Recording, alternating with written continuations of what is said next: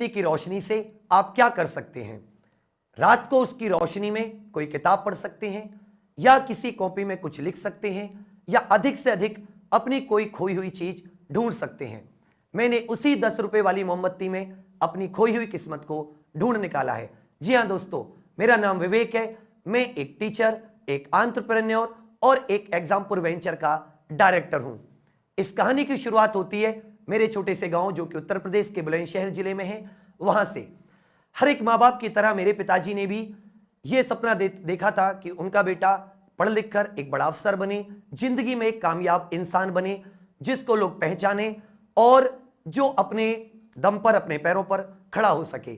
उस सपने को पूरा करने के लिए उन्होंने जो भी चीजों की जरूरत थी, अपने स्तर से हर मुमकिन कोशिश की मुझे उन चीजों को देने की। पढ़ाई खत्म होने के बाद में उनके उस सपने को साकार करने के लिए, अपना नाम बनाने के लिए या सरकारी नौकरी प्राप्त करने के लिए मैं भी सभी की तरह उस रेस में शामिल हो गया।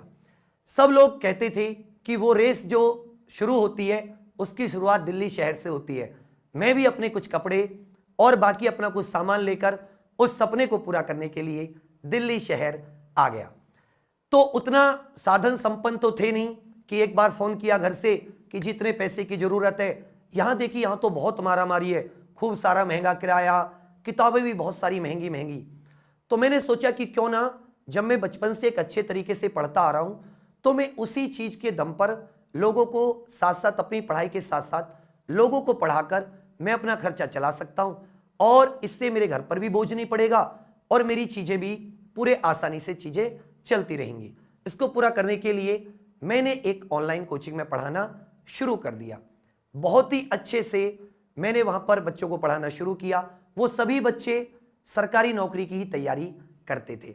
चीजें बिल्कुल सही दिशा में जा रही थी, ज्यादा मुझे रिक्वायरमेंट नहीं थी, तो मैं उतना ही समय देता था कि मेरी पढ़ाई भी डिस्टर्ब ना हो और साथ साथ बच्चों को भी कोई असर ना हो।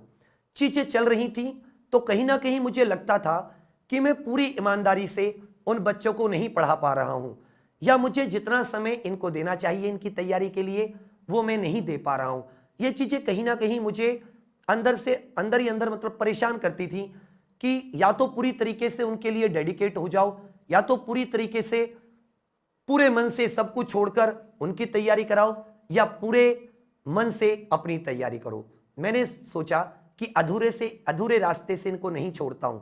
मैंने अपनी तैयारी को साइड में रखा और मैं उनके सपनों को पूरा करने के लिए, उनके सपनों को अपना सपना मानकर पूरे जी जान से लग गया।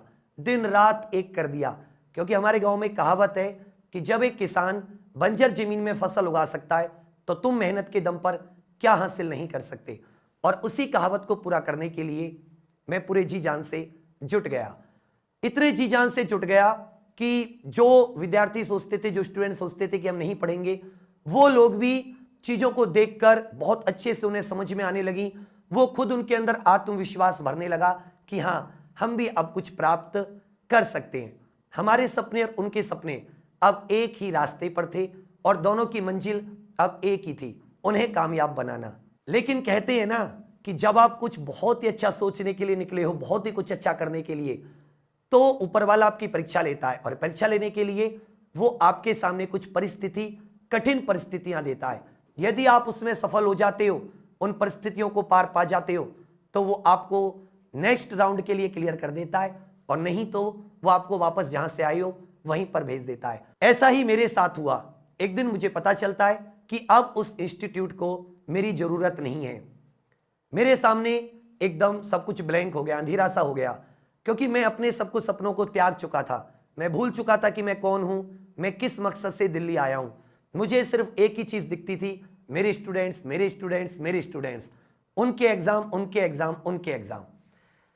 अब दो ही मेरे पास रास्ते थे, या तो मैं जगह जगह फिर से उसी मेहनत करने के लिए कहूं कि आप मुझे अपने यहां पर रख लीजिए, मुझे अपने यहां पर मौका दीजिए, या फिर मैं अपने घर वापस लौट जाऊं। मैंने दूसरा रास्ता चुना।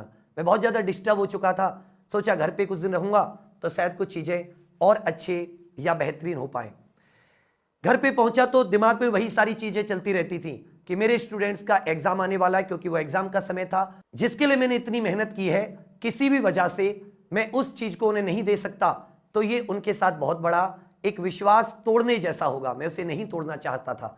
मैंने देखा कि मेरे पास कितने पैसे हैं, मैंने कहा मेरे पास तो 2-3 हज़ार रुपये हैं, उससे क्या हो सकता है? तो मैंने सोचा इससे तो बहुत कुछ हो सकता है।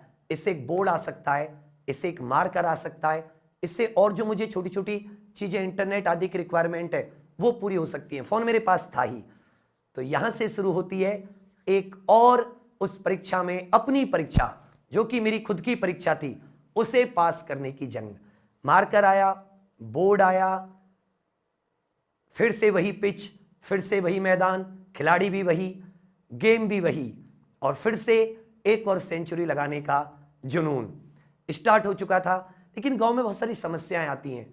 कभी लाइट नहीं होती, तो कभी इंटरनेट नहीं होता, कभी कुत्ते भौंकते हैं, कभी कोई और जानवर की आवाज़ आती है, कभी मोर की आवाज़ आने लगती है। इंटरनेट और जो लाइट की समस्या थी ये बहुत ज़्यादा थी। एग्ज़ाम बिल्कुल सर पे थे, बिल्कुल सब कुछ सही चल रहा था, एग्ज़ाम सर पर थे, उनको भी निकालना था। दूसरी तरफ लाइट गांव में आ नहीं रही थी रेगुलर। तो मैंने क्या सोचा कि अब मैं कैसे करूँगा। तो रात को थोड़ी इंटरनेट की स्पीड सही होती है, तो मैं बहुत सारी 10-10 रुपये वाली मोमबत्तियाँ ले आया और मैंने उसी मोमबत्ती की रोशनी एक मेज पर उन मोमबत्तियों को लगाकर, जैसे कि मेरे छोटे से बोर्ड पर रोशनी हो जाए, हाथ में मारकर लेकर खुद एक चेयर पर बैठकर और मैंने स्टार्ट कर दिया। बहुत ही शानदार रिजल्ट रहा। बहुत ही, कहते हैं ना कि जब आप अंधेरे से जंग लड़ रहे होते हैं और अगर आप में हौसला और जुनून है तो जंग में जीत आपकी ही होती है। बिल्कुल साक्षात मेरे साथ ऐसा ही हुआ है। मैंने वो जंग बहुत ही शानदार तरीके से लड़ी और बहुत ही शानदार तरीके से जीती भी। लेकिन अब एक जंग जीतने के बाद में स्टूडेंट्स का भरोसा और ज्यादा हो गया। उन्होंने कहा कि नहीं सर, अब और अपना हम लोग बड़ा कुछ बनाते हैं चीजों को। कहते ना कि आप एक दिशा में जा रहे थे, आपकी सोच अच्छी थी, तो आपके सामने रास्ते भी वैसे ही खुलते चले गए। मैंने फिर से उसी शहर को चुना जिस शहर ने अभी मुझे कुछ दिनों पहले वापस भेजा था। शुरुआत उसी शहर से करेंगे। एक बार फिर से उसी जोश, दुगने उत्साह के साथ फिर उसी शहर में वापस आई और फिर शुरुआत की। तो लोग कहते थे कि ये नहीं कर पाएगा, इसके बस का नहीं है, पर मैं कहता था कि पर मेरा हौसला मुझसे कहता था कि तू कर जाएगा, तू एक बार कोशिश तो कर। और इसी कोशिश को पूरा करने के लिए एक दिन हमने डिसाइड किया कि हम 12 घंटे की लगातार बिना रुके, बिना बैठे, खड़े होकर लगातार क्लास करेंगे। हम बताएंगे लोगों को कि अगर आपके सामने टीचर नहीं है तो भी आप पढ़ सकते हैं, तो भी आप जो वो सिखा रहा है उसे सीख सकते हैं। और उसी हौसले से हमने वो 12 घंटे की एक रिकॉर्ड YouTube पे बनाने की कोशिश की और बहुत ही शानदार तरीके से हम उसमें कामयाब हुए। और यहां से YouTube पर एक अलग ही क्रांति की शुरुआत होती है। ये जो मोमबत्ती की जंग थी, ये जो भरोसा था हमारा हमारे ऊपर, ये जो हमारा आत्मविश्वास था और हमारा जो कुछ कर गुजरने का इरादा था, आज उसी इरादे, हौसले के बल पर उसी शहर में, जिस शहर ने कभी धक्का दिया था, उसी शहर में एक बड़ा ऑफिस है, 100 से अधिक लोगों की एक टीम है और उस टीम को चलाने के लिए जितने भी साधन, रिसोर्सेज की आवश्यकता है, वो सारे के सारे रिसोर्सेज हैं। ये सब कुछ मुमकिन हो पाया है तो उसी मेहनत और उसी हौसले की वजह से। वही हौसला जिससे मैं मोमबत्ती की रोशनी में अपनी किस्मत ढूंढा करता था, वही हौसला जो बार बार गिरने के बावजूद मुझे उठने के लिए, दोगुने उत्साह से उठने के लिए मजबूर कर देता था, वही हौसला जिसने मुझे कभी टूटने नहीं दिया।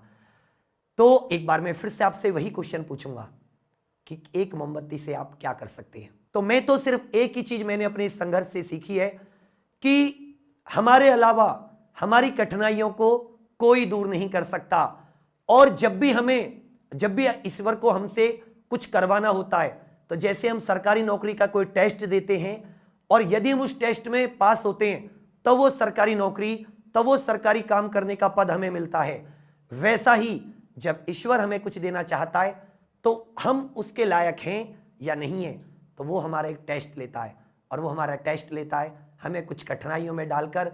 वो देखना चाहता है कि क्या उन कठिनाइयों से लड़ने का, उन कठिनाइयों से जीतने का, उन कठिनाइयों को खत्म करने का हमारे पास हौसला, जुनून, इरादा है या नहीं है। तो एक ही बात कहूँगा कि इरादा रखिए, एक दिन आप उन कठिनाइयों से जरूर जीत जाएंगे। थैंक यू, धन्यवाद।